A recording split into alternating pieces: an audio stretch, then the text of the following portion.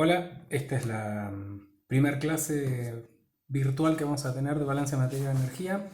Lo primero que quería explicarles o aclararles antes de pasar al primer tema donde vamos a ya aplicar los balances de materia de energía es algunas cuestiones que tienen que ver con presión y con temperatura que no alcanzamos a ver en la primera clase hace un par de semanas. Vamos a arrancar primero con el tema presión. Más allá de las presiones y sus unidades, que algunas sí, eso sí, ya lo vimos en clase, quería remarcarles algo muy importante, que es la diferencia entre la presión absoluta y la presión manométrica. La presión absoluta es la presión que tiene un sistema está compuesto por la presión atmosférica más la presión propia del sistema propiamente dicha. Y la presión manométrica es la presión, simplemente la presión del sistema. ¿De dónde viene el nombre de manométrico? Tiene que ver con el manómetro, que es el aparato con el cual se mide la presión habitualmente. El manómetro, en general, uno los observa cuando los encuentra en un proceso, es un aparatito redondo con una aguja que habitualmente marca los distintos valores de presión en distintas escalas. Por ejemplo, podría tenerla en bares y en PSI. Muy común encontrar ese tipo de manómetros. Acá como lo dibujé, fíjense que este aparatito podría estar, generalmente acá tiene una rosca con una conexión al proceso. Cuando uno lo tiene al aparato así en la mano, expuesto al aire atmosférico, marca el 0. Lo cual quiere decir que las unidades de presión que marque por encima del 0 corresponden a la cantidad de unidades de presión por encima de la presión atmosférica. ¿Se entiende? Entonces, esta presión, que es la que me mide este aparatito, se llama presión manométrica, justamente porque se llama manómetro al aparato que lo mide. La diferencia con la presión absoluta está en que la presión absoluta es entonces la suma de este valor que mido acá más la que tenga la atmósfera.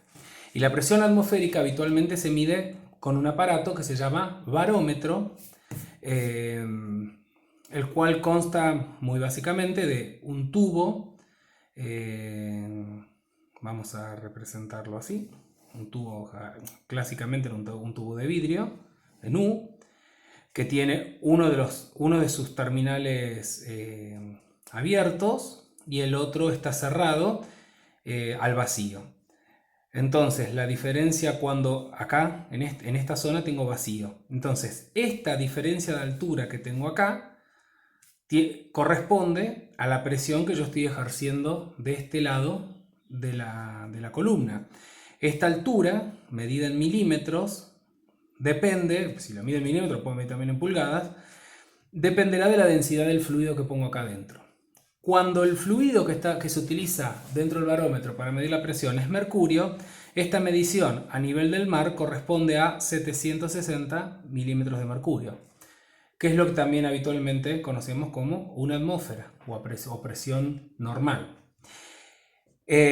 Podríamos hacer la conversión y convertir estos milímetros a pulgadas y tendríamos pulgadas de mercurio, que también utilizan, no recuerdo el valor, 32 creo que es, algo así, que corresponde a la presión atmosférica en unidades de pulgada en unidades de pulgadas de mercurio.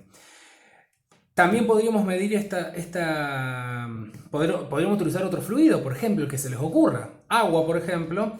Lo que pasa es que si utilizamos agua, sabemos que esta diferencia de altura se genera por una diferencia de presión. Y esa diferencia de presión es proporcional al producto de la densidad del fluido por la altura por la aceleración de la gravedad.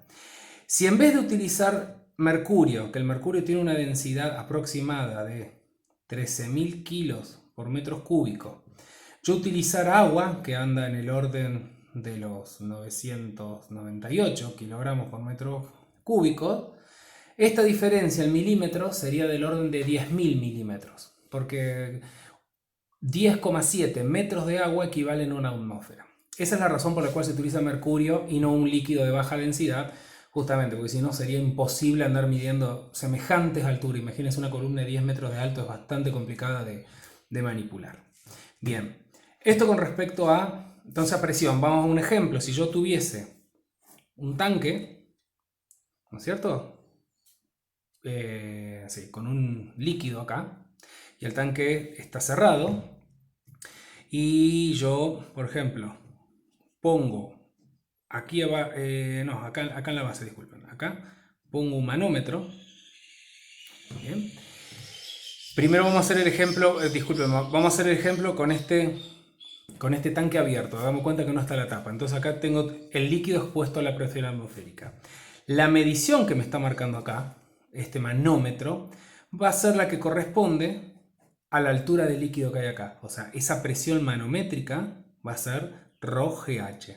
Solo eso, no va a ser la presión absoluta. Si quiero la presión absoluta, voy a tener que sumar la presión total, va a ser la presión que tenga la atmósfera ese día, supongamos 760 milímetros de mercurio, más ρ por G por H. ¿Está?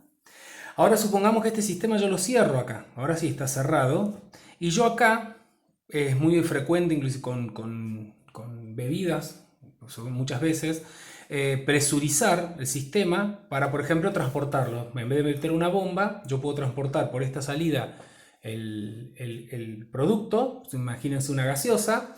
Entonces evito el bombeado aumentando la presión acá, y aparte que evito muchas veces que ingrese oxígeno que me suele oxidar. Entonces, por ejemplo, podría meter dióxido de carbono en una gaseosa gasificada. Entonces, si yo ahora cierro acá y pongo un manómetro, esta medición que voy a tener acá va a ser la suma, la manométrica va a ser la suma de la presión que le esté dando acá al gas, que sería la presión de cabeza, muchas veces se llama porque es la cabeza del tanque, la presión de cabeza más ρ por G por H. Y encima, si quisiera tener la presión total, le debería sumar la presión atmosférica, porque esta presión que yo tengo acá está por encima de la presión atmosférica. ¿Se entiende? Perfecto.